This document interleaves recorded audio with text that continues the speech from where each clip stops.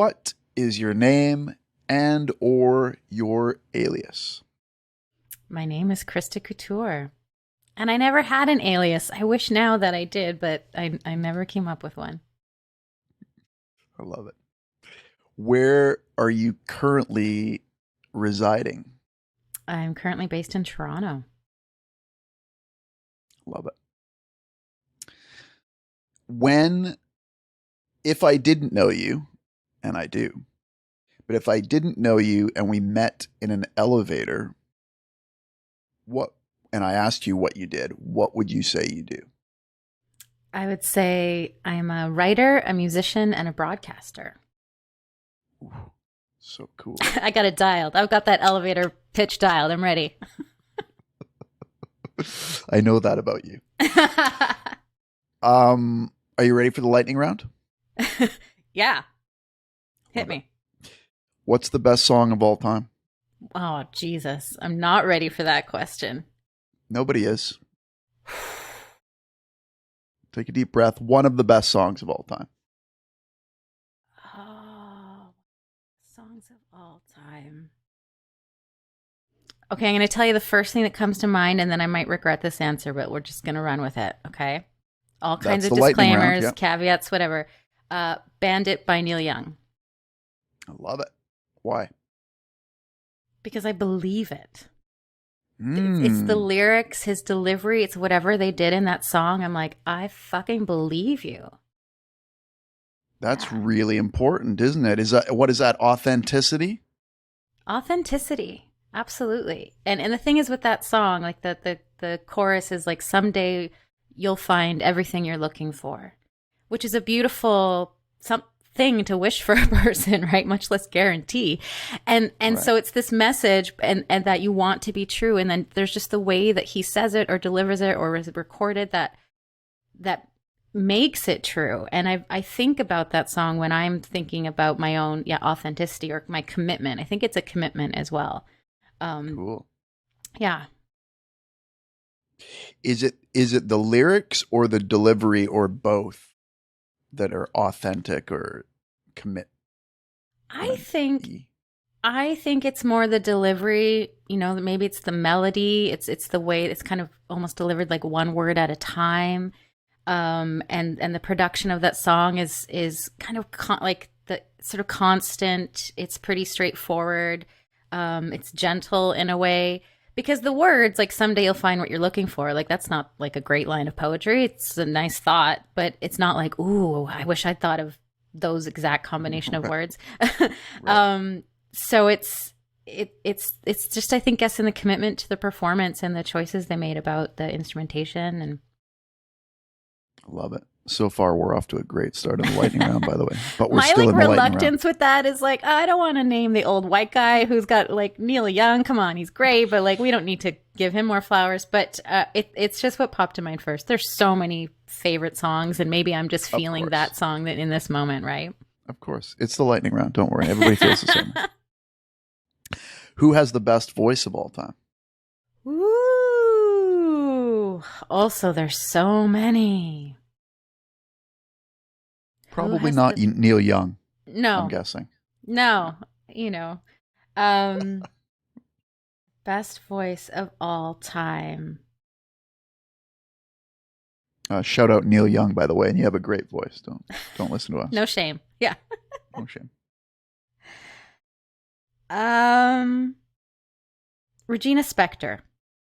And cool. Because obviously beautiful voice, she can sing in all kinds of styles, big, loud, soft. And that she does. One of my favorite things about Regina Spektor's voice is that she's not afraid to actually not have a pretty voice or not have a beautiful voice. And I feel like especially for women where if you do something that's sort of like quote unquote ugly, that's a real risk. And she'll just like she'll grunt, she'll get right into it, she'll play with it. And so again, there's sort of like choices or commitment to like using her voice in a way that I love that I think makes her one of the best singers. That's great. Great answer. I love that. Who is your favorite musical group or band of all time? or maybe just this week. I don't know. These are just the hardest questions ever. How do you pick a favorite? Do you have a favorite? Do you know? I would never answer these questions. I'd just say no comment. No comment. Pass. These are ridiculous questions that don't really have any answers to them. Okay, at least you know that. My favorite 100%. group, so not like an artist, because I listen to a lot of individual like singer-songwriters. We're looking for a group here. It's the lightning round. This is the lightning round. Looking for a group. Oh man, who's my favorite group of all time? Could be a duo. Yeah, it could be a duo. Just looking for a, just a non-individual. Okay, musical. my favorite group, and they're named after the individual, but which I now know, but they're really like a collaborative number, is Brandy Carlisle. I haven't heard of them. Haven't heard of them. Oh, they're good. She also would be contender for best voice that women can sing. Like she's got like a Bonnie Raitt kind of quality. Oh, cool. And great hooks, my God. And their album Bear Creek was just like I one of those things that I've listened to, top 10 I've just listened to over and over so many times. Been her work since, but just really great songwriting. And two members of the band are twins. They're these twin brothers, and that's just a good look. And they all like live near each other. And one of the brothers is married to her sister, like their family. They just have like a real solid thing going. That's cool. Yeah, they're good. I love it. Who would be your dream collaboration?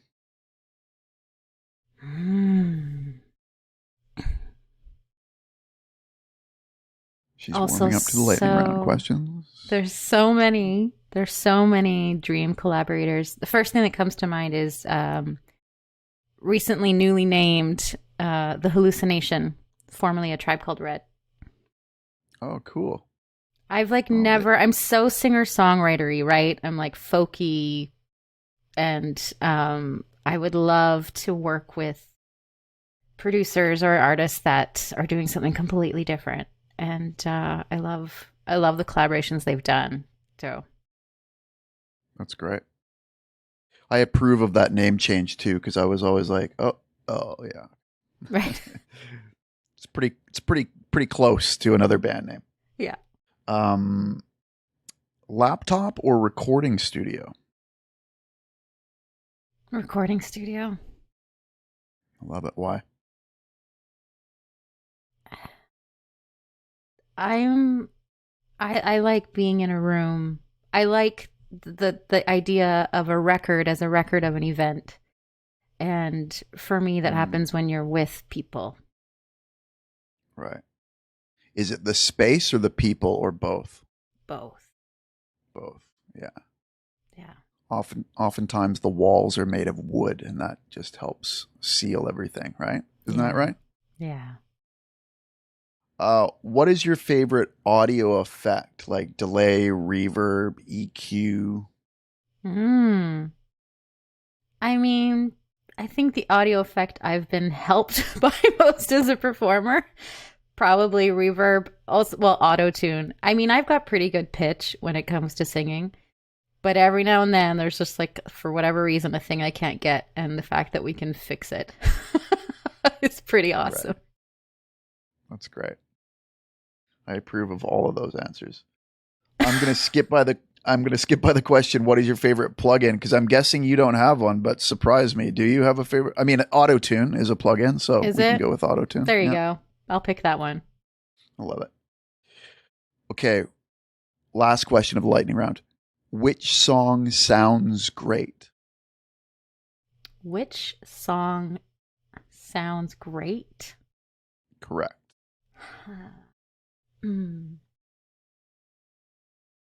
I've been listening to, I have this playlist I made on my phone for when I'm cleaning.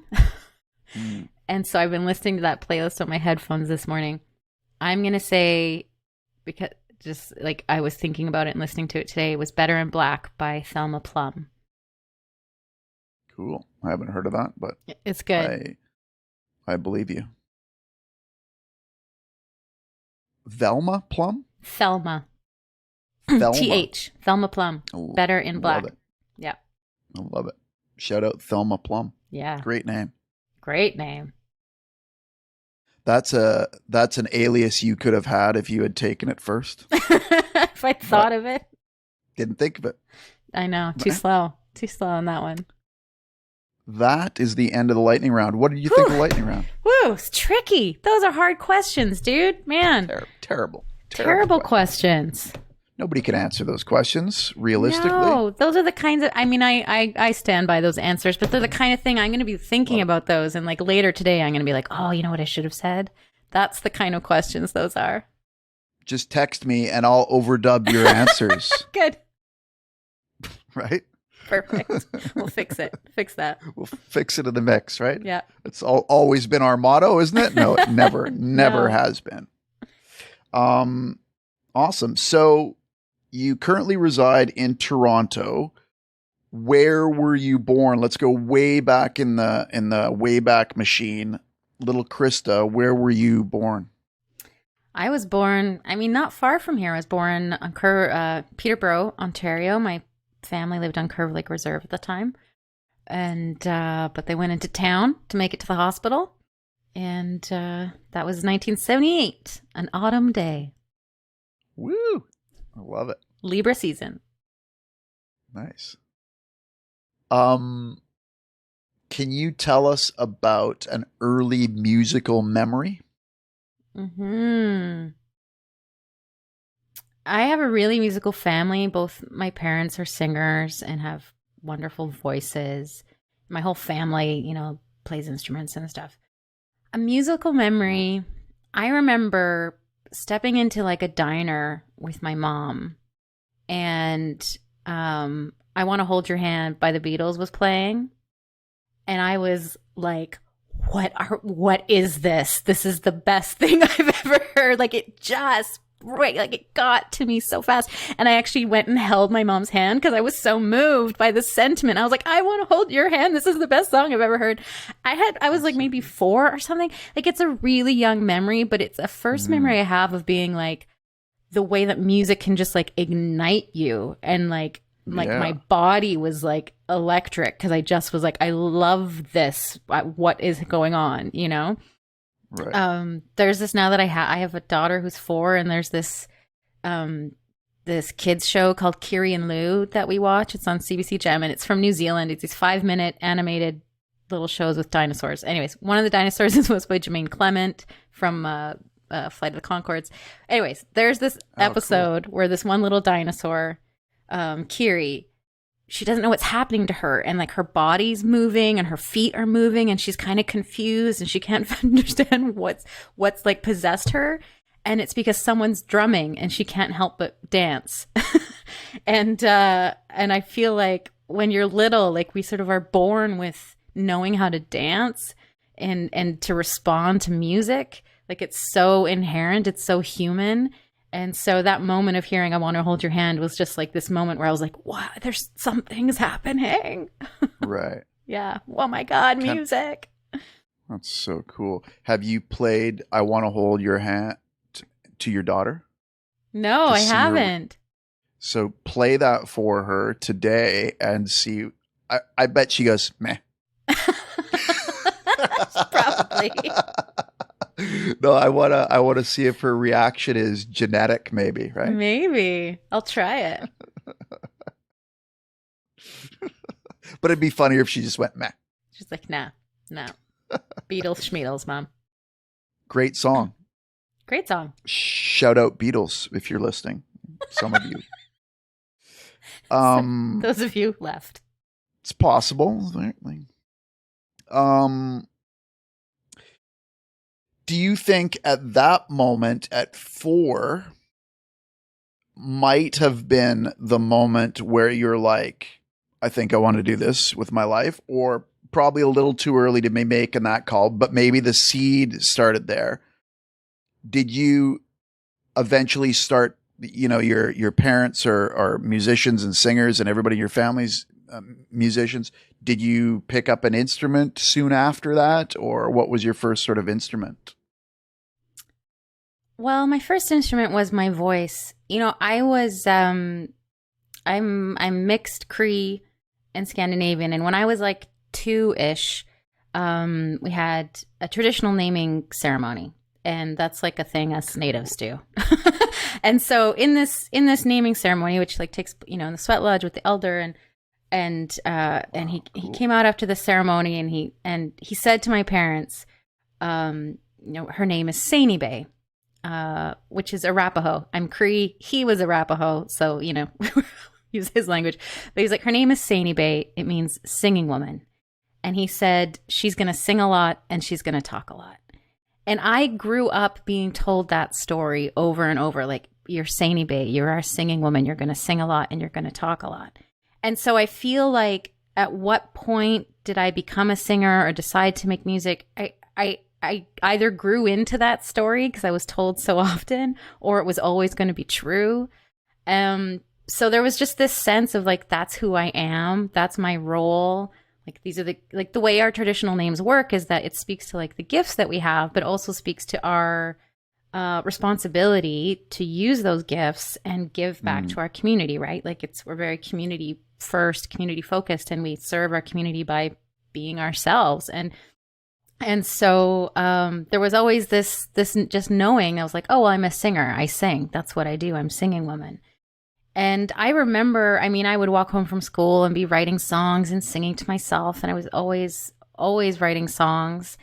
And then, but my first musical instrument was piano. My grandma had a piano, and so I took lessons and loved that.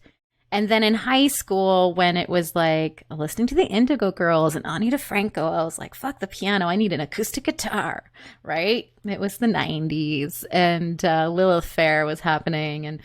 And so I was all about it, and picked up, in the guitar then. Cool. Swaney Bay, is that what it was? Saini Bay. Saini Bay. Yeah. Christa Saini Bay. I don't have a nickname. I don't have an alias. I should have used Saini Bay. People would have been all over that shit. But it's not too late. Maybe it's not too late.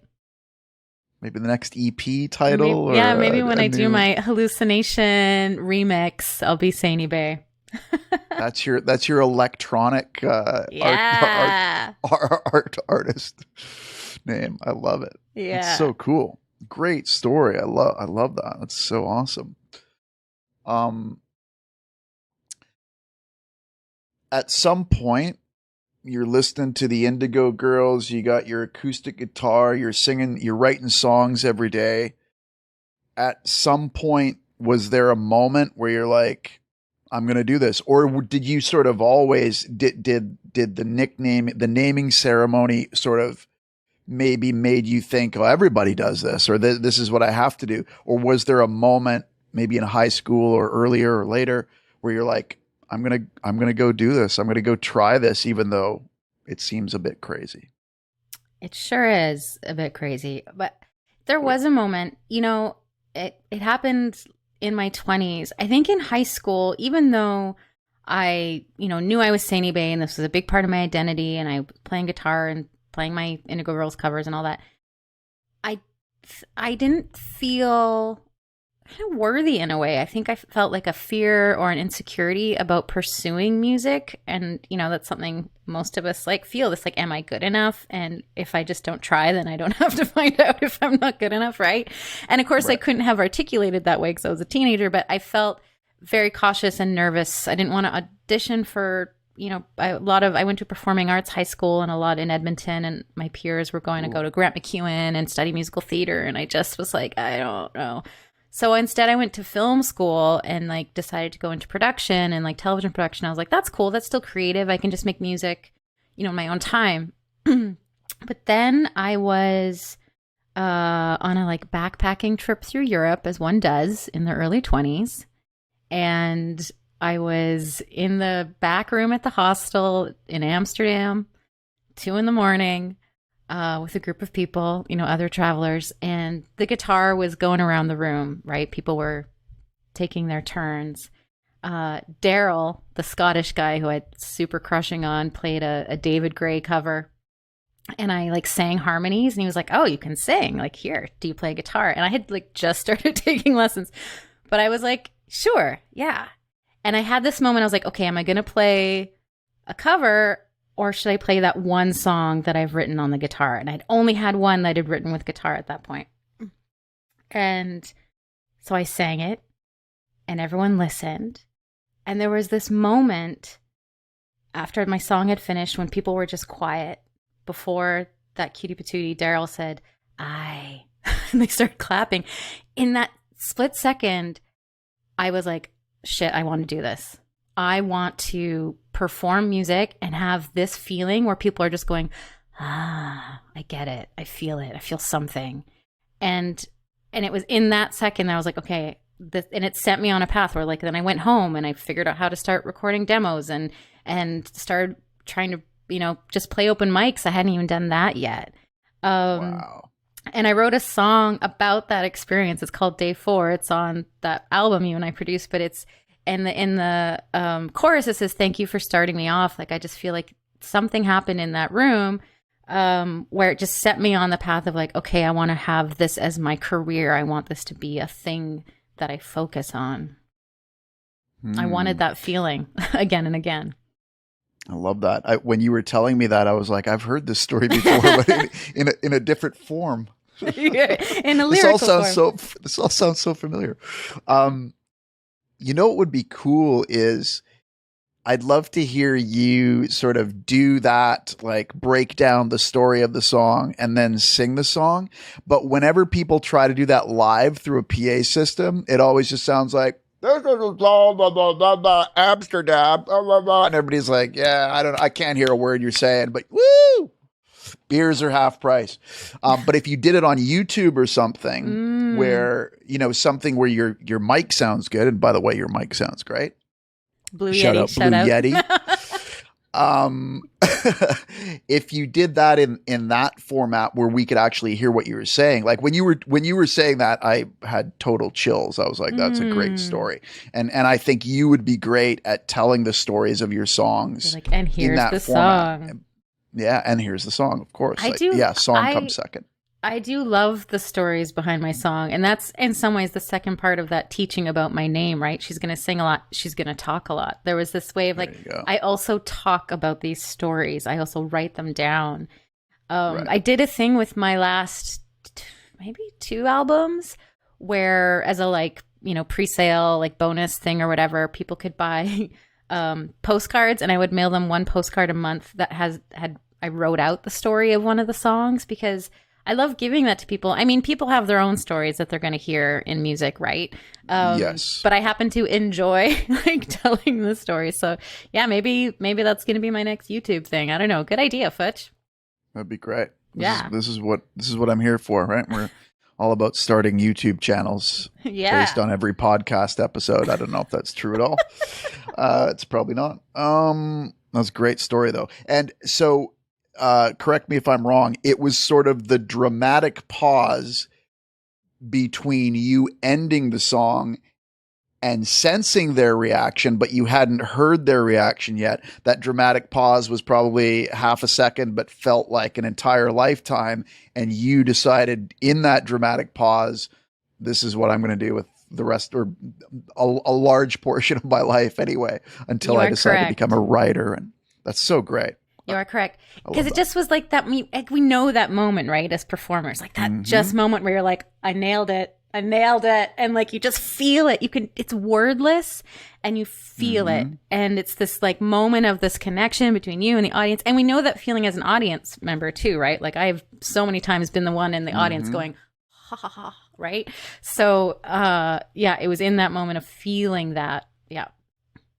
And it's almost like the longer the dramatic pause, the more real it is, like, because people feel so socially awkward that they just don't like that space. And so they just immediately want to clap and yelp. And so if the performance isn't that great, the clapping and yelping is going to start right away.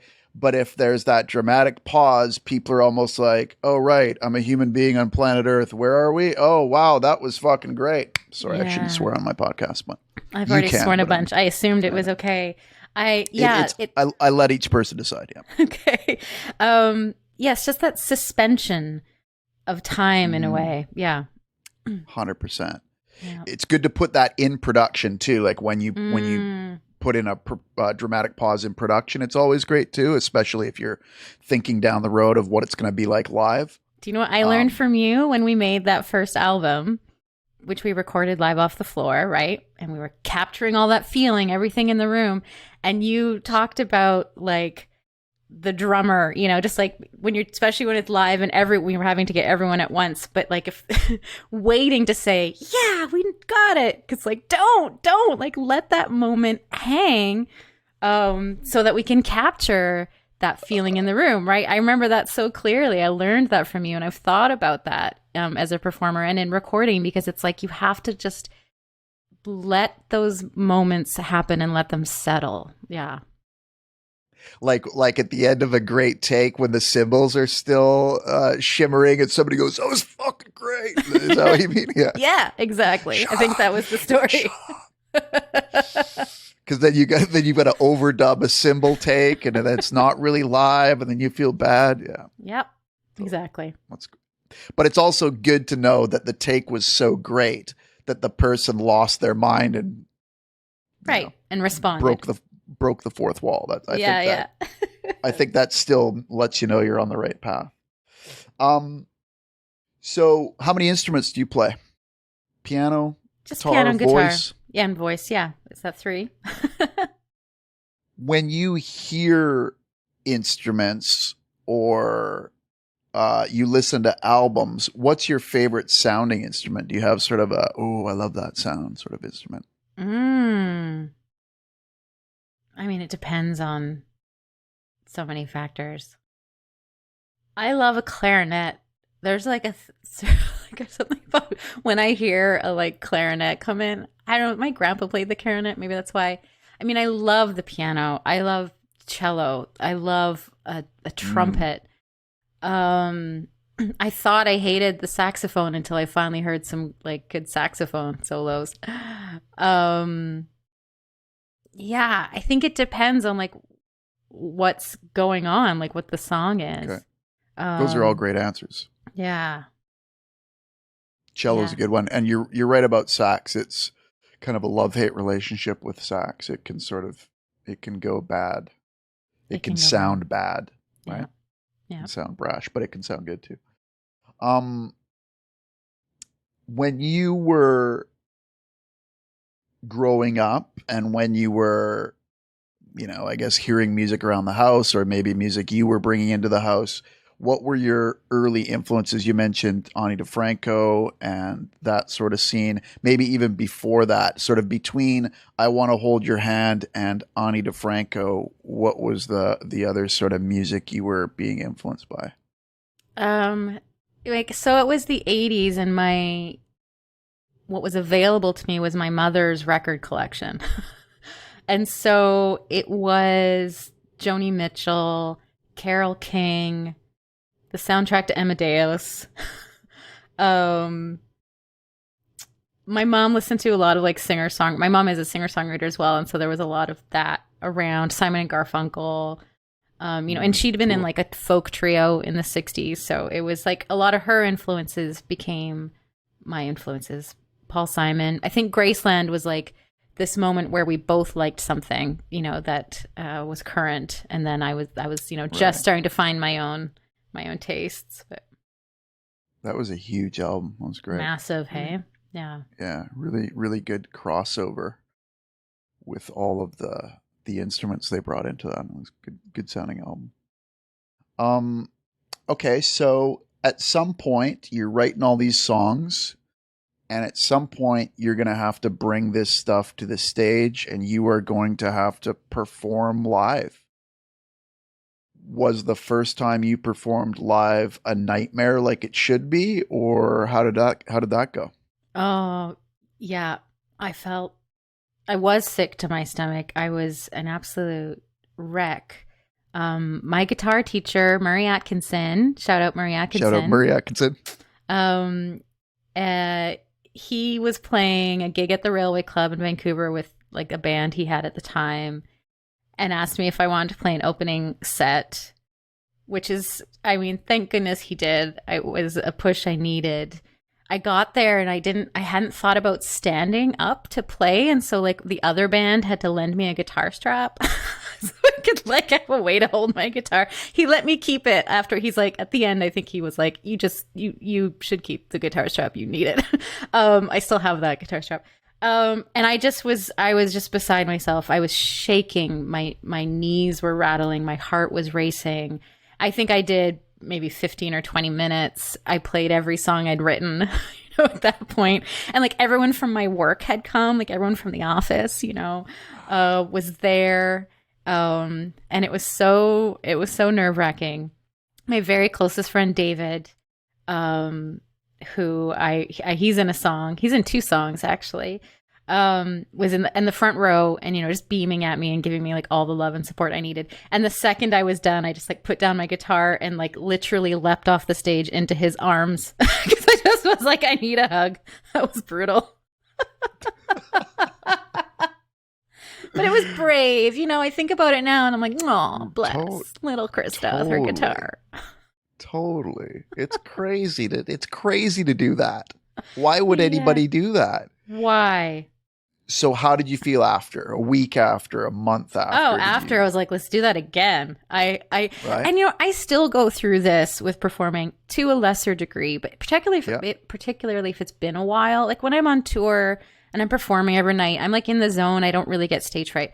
And even now at this point, like I've stepped back from performing, but I will say that I still go through that cycle. I'll be like, why am I doing this? Why am I putting myself through this? This is terrifying. I'll play the show. And then afterwards, high as a kite, I'm like, I can't, when's the next gig? This was amazing. I love this. I'm in love with my life. Let's do this. Right. Like it's just, even though I know that cycle happens, I still go through it. I mean, now I can beforehand be like, oh, this is the thing. This is the thing I do where I regret it and I want to cancel and I'm scared. It's going to feel different 2 hours from now. Like now I just kind of accept that that's what I'm going to put myself through. Yeah. But in the beginning, I like didn't have that awareness of it. I just was going through this kind of ups and downs of performing. But it was right after that I wanted to do it. I mean, I always felt the urge to perform and I was combating my stage fright. But it was worth it because that drive to share and that drive to express myself and my enjoyment of the task kept overriding the ways that it just felt like crap sometimes. Did that change you as a person? Did it give you more confidence? Did it somehow affect your life performing? Yeah. I mean, I think it's probably a good exercise to keep pushing against your fears, those kinds of fears. And to push against, the fears that are, for the most part, these were not high risk experiences, right? There was like a fear of judgment, right? Or a fear of failure, or wanting people to like me and like what I do and like the thing I made, So I think those are good fears to push against and find where you're like, oh, I can do this thing, or this is, I like this thing that I made. And so I imagine that I applied that to other areas. I think performing, I learned how to step into a room and try and win it over. A room full of strangers night after night. I learned how to, put myself out there and have a little faith in what I do. It's huge. I think most people would rather, this isn't just public speaking, this is public singing. So it's like times 2. And most people would rather like fight an alligator than public speak, right? So you're out there with a guitar. So they're like on top of public speaking, add pitch and an instrument. Like it's just cuckoo bananas when you think about it. Yeah, right? It's like spinning plates. It's a real feat. Yeah. Yeah. But it's, but we do it. We're driven to do it. Yeah. Yeah. So why? What's the feeling on the other side? Is it a sense of connection with the humans? Is it a sense of accomplishment? Is it a feeling of being in the now and creating something in real time? What is it?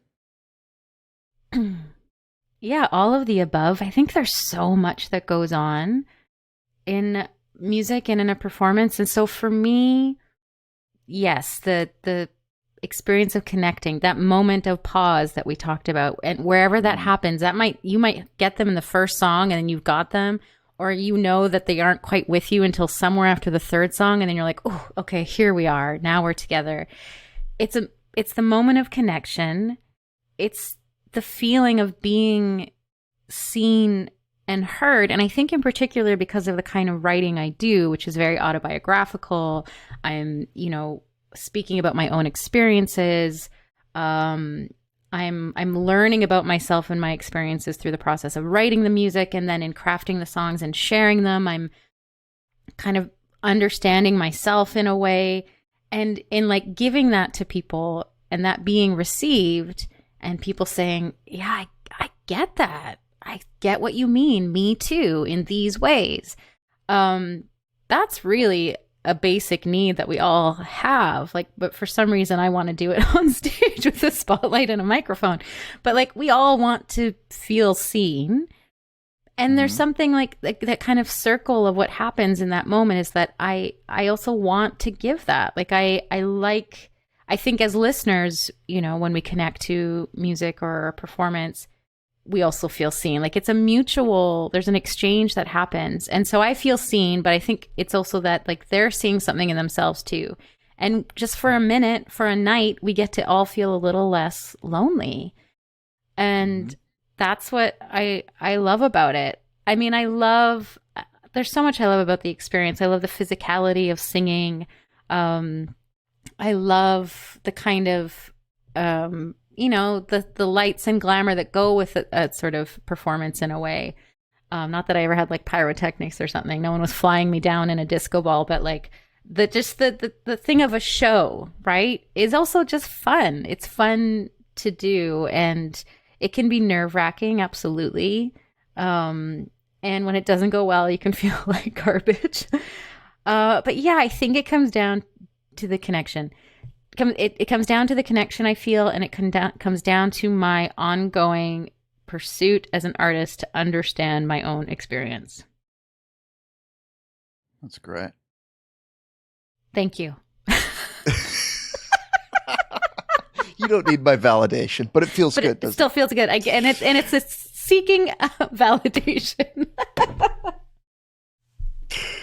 Can you remember one of the more memorable things, something memorable somebody came up and said to you after a performance? Did anybody say like, thank you, or just anything? Anything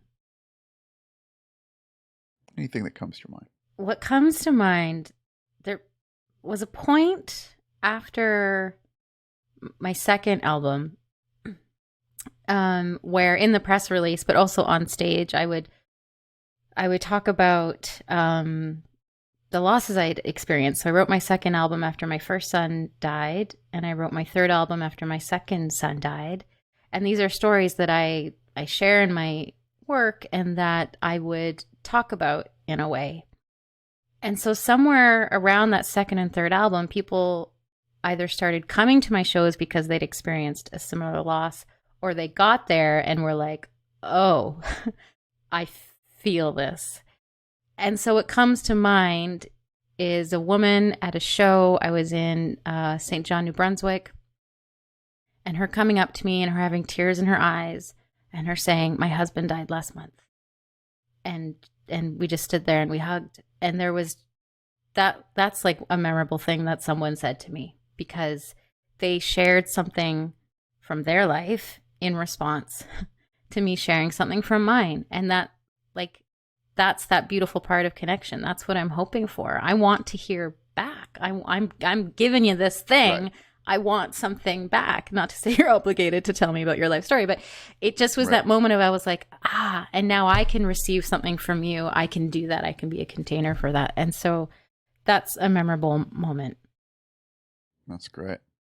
And I'm sure you knew this before that, but it sort of reiterates the idea that it's not really about you. it's about them.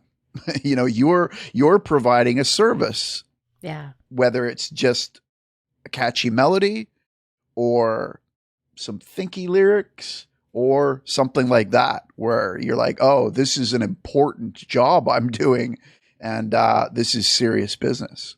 Right? Yeah. Yeah. Which it's interesting. I feel like it took me a while as a writer and performer to understand that, even though as a listener, I know that so well, right? Like I mentioned, Right. Bandit by Neil Young. As far as I'm concerned, that song was written for me. Like that is a song that speaks to me, that makes sense to me, that like that, and who knows what what he thinks of that song, but it doesn't really matter Right. because it lives in my world and in this way. And so, yeah, the service of sharing this stuff is so vital, and those are different entry points, right? Like I I'm such a lyric person. I think a lot about lyrics, but when I was touring in Germany, where suddenly people didn't really know what I was. I mean, a lot of people speak English there, but they weren't necessarily getting the lyrics in the same way as people who speak English as a first language, and they weren't getting my like cultural references that I was like working into my songs. And I was like, oh, so what is it now? And then it was like, oh, it's how it sounds. Like now I'm delivering something based on just the sound. So like I started to play more with, then it was like with my voice, and like, how can I give something? How can I offer this service just by what it sounds like versus what I'm saying? And so, yeah, we get different things out of it, but totally it's performing a service. That's great. That's a great point. I heard a great interview with Max Martin talking about, he's from Sweden, and Swedes would sort of hear North American music and not quite understand the lyrics and sort of confuse them a little bit. And the sound of the melody is so important because if you don't speak the language, if the melody can still get through to you, you think of that song Gangnam Style by Psy, right? There was only a couple of phrases that were in English, but that song was a massive hit all over the planet. You don't have to speak Korean to love this song, right? This is a heater. Mm-hmm. And so I guess it's a combination of, the melody and the catchiness of it attract all these people. And then if you do happen to speak the language, then it takes you to that next bonus sort of level of understanding, like a bonus level. Totally. One more question on the first side of the page, and it's a pretty abstract one, but I just want to see how you answer it. What is music production?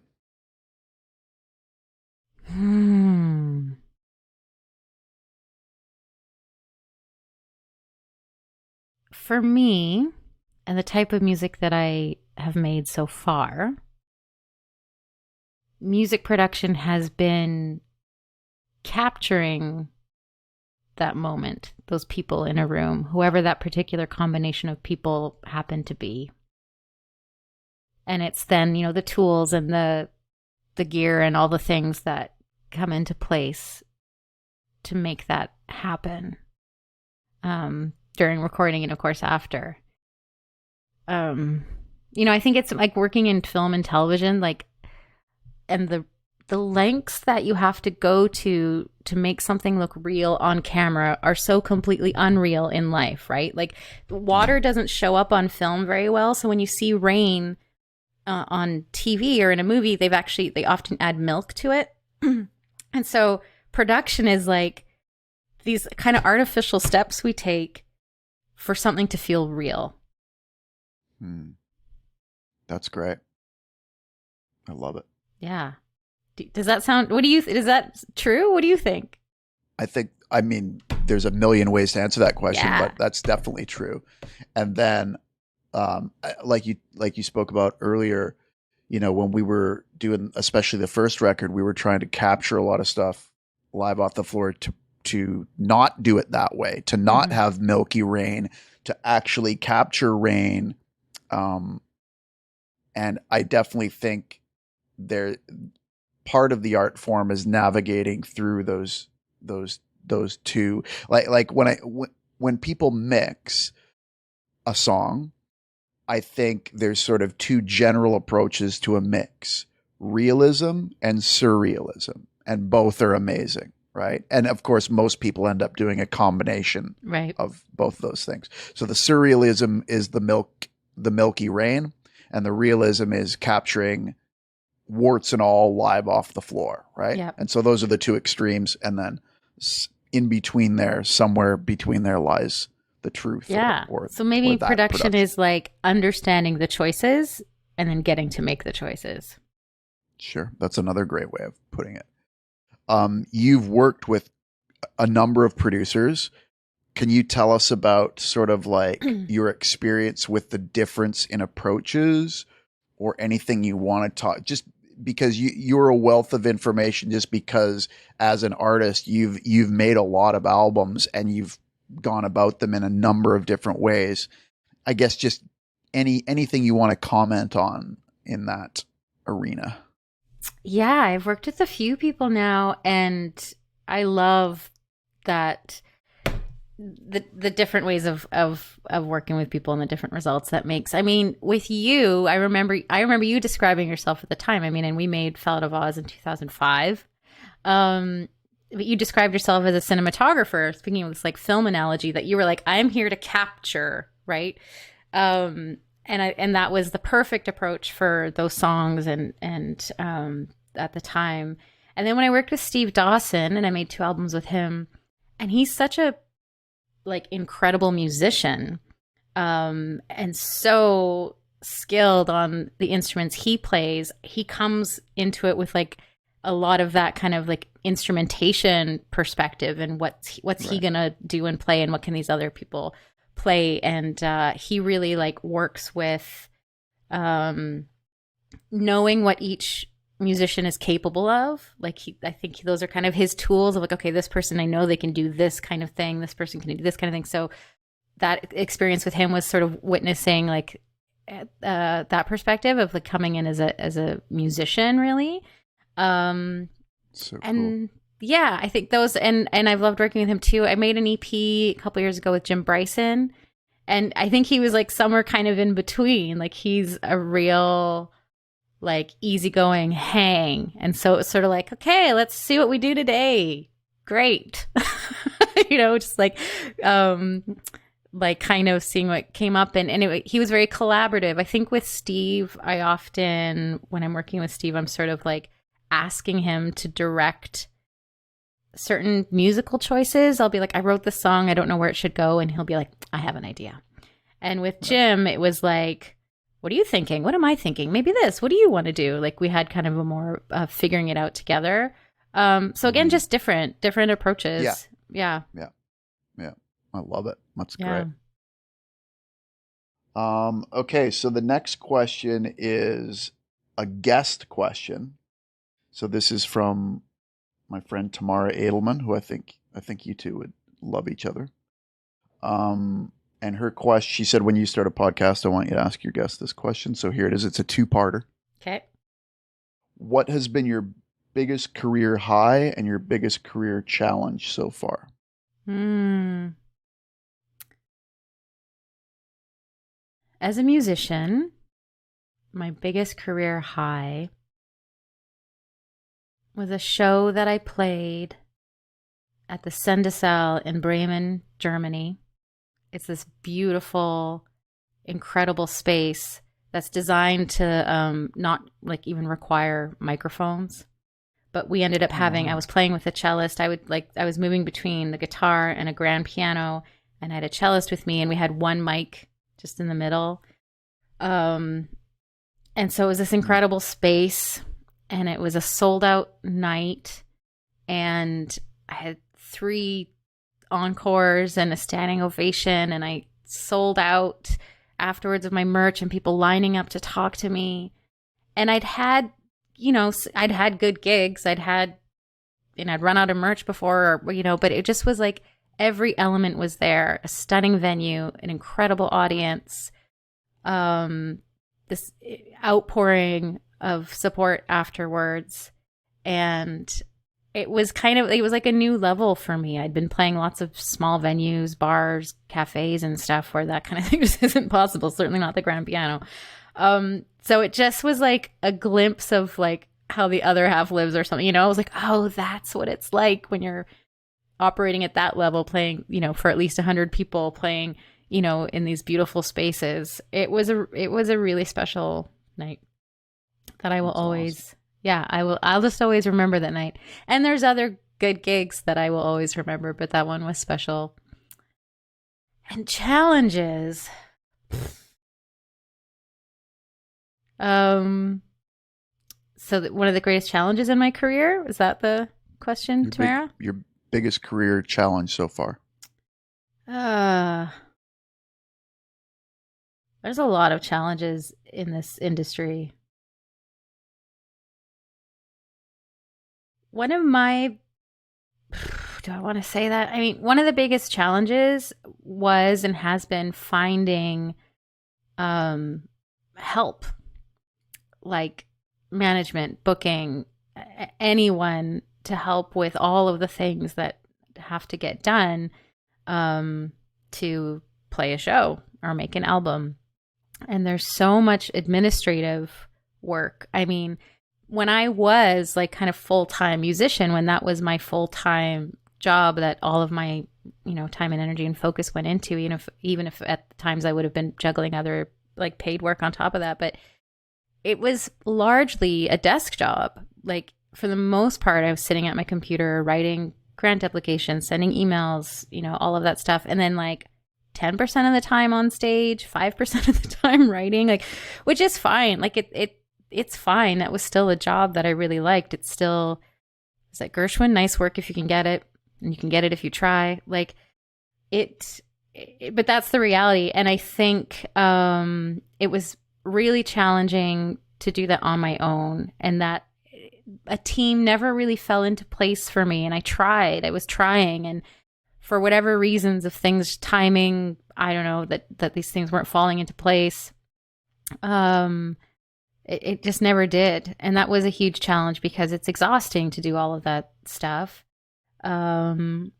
Ultimately. So I think that's been a big challenge, is just the like doing it on my own, because it's a job that actually takes a lot of people. Ideally. It's a lot of work. It's a lot of work. Yeah. Shout out Gershwin, by the way. If you're listening.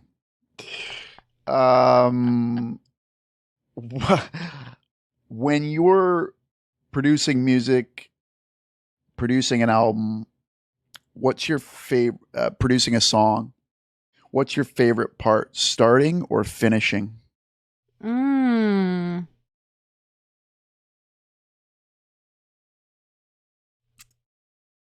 I'm going to think of, yeah. You love my questions, don't you? You're really warming up. I can tell. They're thought-provoking. I'm going to think of, as far as like producing a song, I'm going to think about from the moment where like you and I and the musicians are in a room. So I'm going to think of that as the start, okay. And like versus like me alone writing a song. So I would say my favorite part is that start, is that trying things, is especially because I write alone, is that moment where I'm now handing it over and saying, okay, what do you think? What do you do? Show me what you've got. I now have just done my part, and now I get to be part of this whole.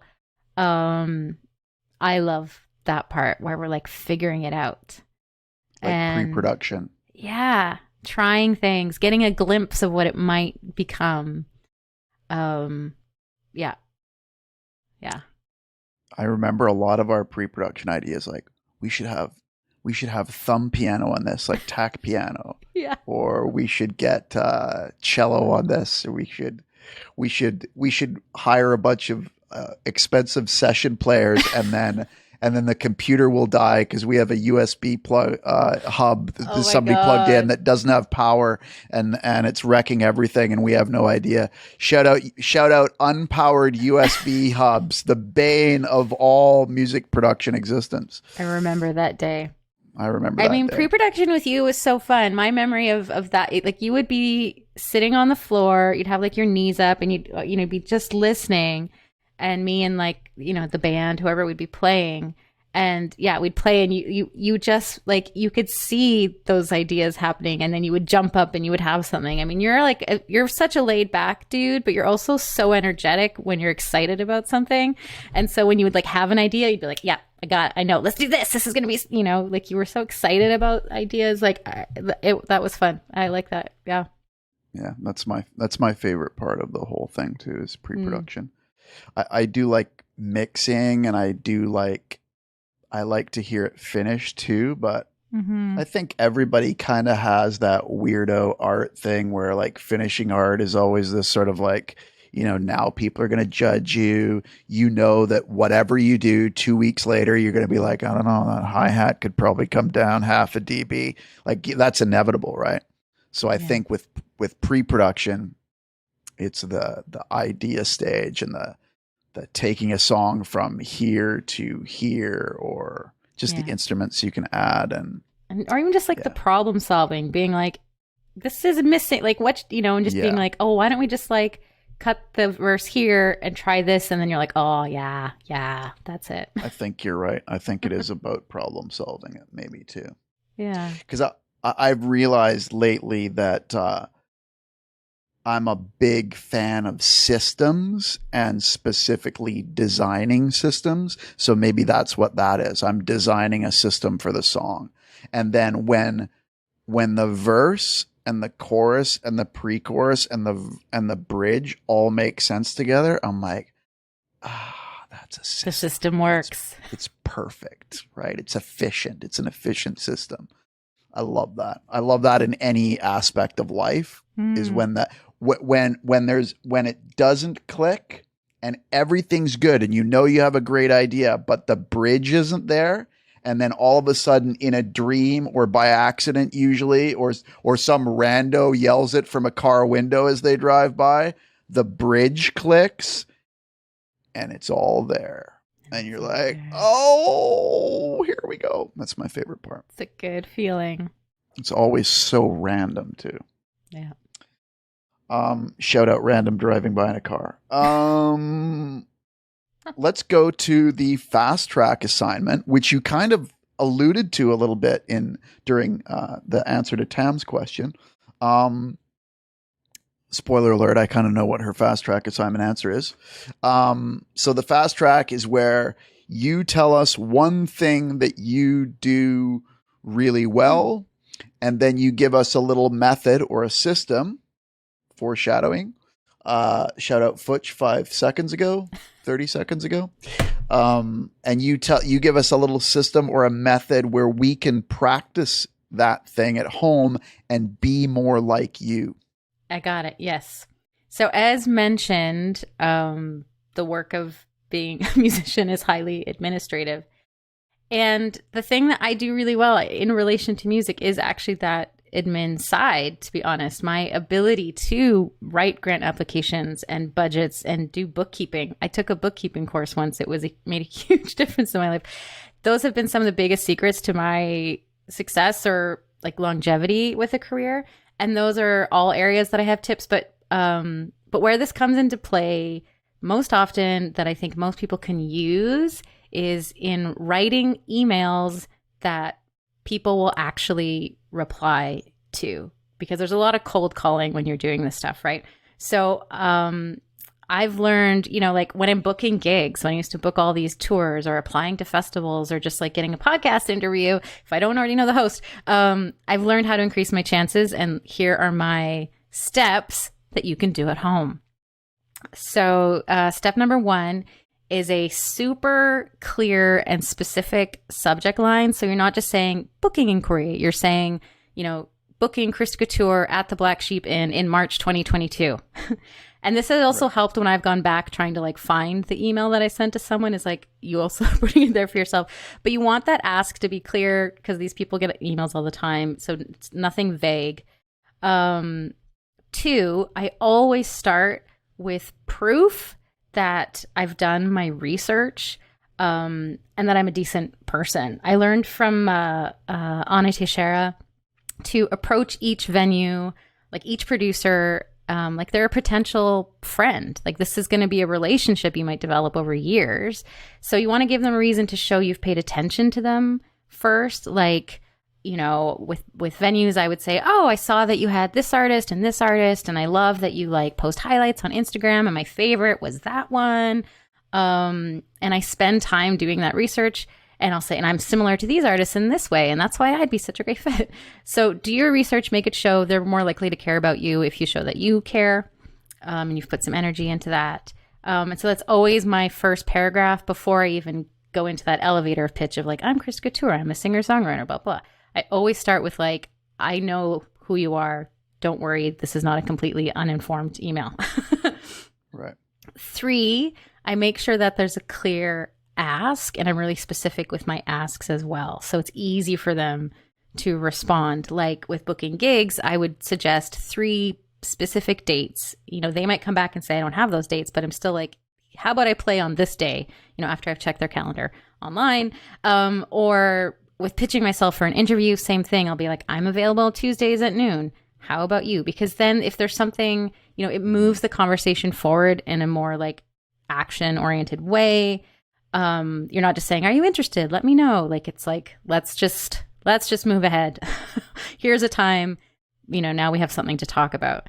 And lastly, although I do have a bonus tip, but my like last step in writing the perfect, almost perfect email is my magical closing line, which is something that I learned from Marsha Shandor of yesyesmarsha.com. She used to do like networking stuff. I use this on every single email. I end with, if you have 2 minutes to hit reply and let me know what you think, that would be fantastic. And it's this magic line for some reason. It's because everyone has like a million emails. Most of the time we're like, okay, I'll reply to that later. But this invitation to be like, it's just going to take you 2 minutes, hit reply. People are like, oh yeah, okay, good idea. I can do that. And it has totally upped how many times I hear back from people. I mean, this is like anecdotal. I haven't done like a hard analysis, but I have noticed that it just like gives people an easy way to write back, and then the ball's in your court, and then you can like keep that conversation going, because it's amazing. I mean, even being, you know, I've also been like an arts programmer and manager at different arts organizations. Like when people send you emails, it's so often that people aren't including the best information that you having to like kind of do that work for them. And so I do as much of the work as I can when I'm sending that email. Clear subject line, clear ask. I've done my research. Take 2 minutes to let me know what you think. That's great. Those are my tips for you. I love it. Super helpful. It reminds me of marketing too. It reminds me of good marketing. You've got a clear, you know, tagline. The thing at the end is your call to action. Yep. The middle part is you're appealing to people on a real level. And I think with all this, it goes without saying, but it has to be authentic. Going back to the beginning of this interview, you don't want to do all those things inauthentically, because people have a great bullshit detector. And so you don't want to, you know, you've got to be real about all this. And I think most people understand that, but they don't do the clarity. They don't make a clear subject line, and they don't have a clear call to action, and they don't have a defined date and do this, this, and this, because they feel like they don't want to boss people around. But like you said, if you don't boss people around, then they're going to have to do all the work, and they don't even know you. And they probably just did the work for the last email. So it seems a little bit counterintuitive, I think. But it makes it easy for people. And I found with all suggesting dates is been also, because again, it's like it gives them something even to say no to, where they're like, actually, no, we already booked those dates. And then it's like, but we can do this or whatever. The authentic thing is really true. And that's why, like, Anna's advice of like, you know, you want to be their friend. Like, sure, it's a business relationship, but you want it to be friendly. That I learned a lot from that. I learned also from Doug Cox, who's a great musician and is the AD of I think it's called Vancouver Island Folk Festival in like Comox Valley. And I remember asking him about like, how do I book more festivals? Like, I'm inviting them to my showcases and like and he was like, 2 things are true. 1, like you're great at what you do, but there's a lot of people like you. There's a lot of talented singer-songwriters, more than we can program in a festival, right? And he was like, your best bet is to actually, when you're at those conferences or whatever, don't try and get them to your showcase. Try and just sit down and have a coffee with them, because they actually might be more inclined, if they get to know you, you're going to be able to talk to them. You're going to, pull on these skills of like chatting and being friendly, and that might be what gives me the edge. And it did. Like you think that you can just make the music and that's going to be good music is going to be enough. And it's not, which is sort of disheartening. I know I felt disheartened by that for a while, but then I felt a little less precious and was like, okay, well, if the music isn't enough, I'm going to write the good emails and figure out, like how to take those steps. Yeah. My bonus tip is the Gmail add-on Boomerang. It's like, I use it so much from an organizational perspective. Do you use Boomerang? I don't know what life would be like without Boomerang. It is so useful. I used to have like spreadsheets where I'm tracking who I emailed when, but the fact that you can just be like, hey, Boomerang, tell me if this person doesn't write back to me, or like, hey, Boomerang, send this email at a reasonable hour instead of 3 a.m. Or Boomerang, I want to read this email on Wednesday at 3:30 p.m. Be gone with you. Be gone with you. So Remind great. me later. Yeah. So Boomerang is an amazing tool for keeping track of all this stuff that you're sending out into the world. Free tool. Shout out Boomerang. By the way, Boomerang, LevelsFM is accepting sponsorships at this point. I don't know how that would work, but I mean, that was an organic. You and I really love Boomerang. That was an unpaid plug. Unpaid plug. Genuine, authentic faith in the product. Once again, everybody, that's Boomerang by Gmail. I don't actually think they're a Gmail product. It just can add on. Although Gmail has started imitating Boomerang, where you can now use Gmail to send later, and Gmail will now have those like nudge reminders. Well, Gmail will be like, hey, you sent this 4 days ago. But I think they're totally like biting Boomerang style. They're biting Boomerang style. And they're not doing it as well yet. Right. Boomerang still the reigning king. Aside from Boomerang, what are you currently obsessed with? What am I obsessed with? Aside from software. Good question. What am I obsessed with right now? Like in music? Like in anything?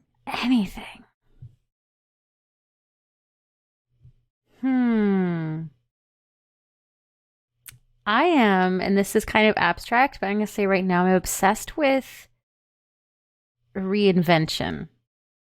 What I'm thinking about these days is like, I moved house in July and went through a separation. I'm like figuring out co-parenting with my kid, and it's all good. It's happening in a like the best way possible.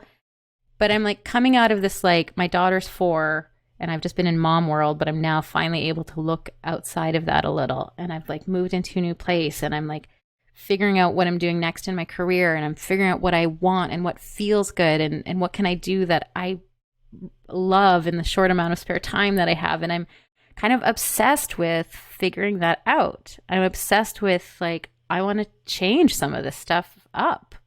So I'm going to change it. That's broad. That's like very like that's good. Personal development thing. But I feel like that's what's on my mind right now is like, what can I do that's going to make this feel better? And now that I actually have some time and resources to make some changes. I want you to write an EP, a really quick one live off the floor called Mom World. Mom World. I think that would appeal to a lot of people. Yeah, we'll have to just like sample Peppa Pig, and like you'll hear like the TV in the background, maybe some screaming, some laughter. Yeah, it's mostly just a 20-minute song with you yelling and the TV in the background, right? Moms are like, I can totally relate to this song. Yeah, Mom World, you know it. And I mean, there's it's not all yelling. There is joy and laughter, but there's some yelling. Oh, that's funny. What do you still want to learn?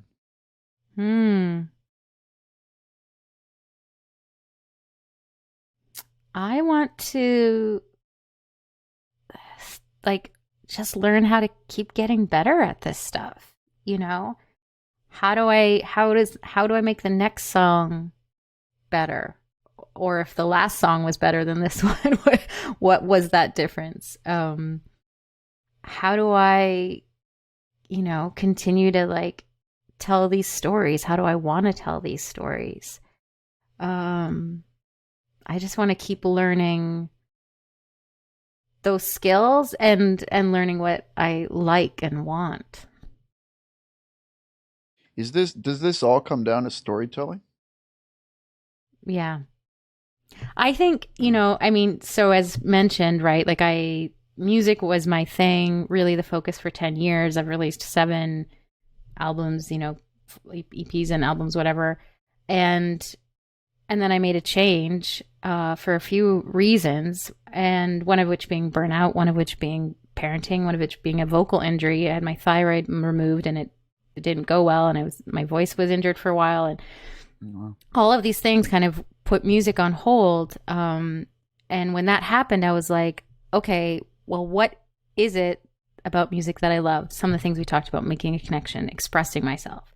And I was like, all right, if I'm not touring and performing, how do I do that? And it was like, okay, well, I want to maybe I could write these stories down. Maybe I could still have this moment with an audience through a book, through essays. I've also I went to film school, right, when I was too scared to pursue music. And I've also gotten back into doing some filmmaking. I directed a short animated film last year, co-directed. And I loved it. And I've been like, oh, maybe I'll make some more films. And it's all about telling stories. And I think, that has been, people make music for a lot of reasons, but I think that's been a big part of why I do it. And so, yeah, what do I want to learn is other ways to tell stories, other ways that feel good to tell stories. That's cool. I've noticed that a lot of my interests from the past, roads I was going down or things that I was obsessed with 10, 15 years ago, now are coming back, and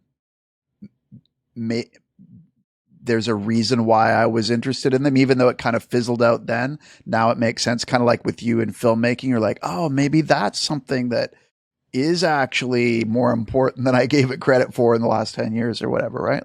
I love seeing that stuff happen. Stuff kind of boomerangs back into your life.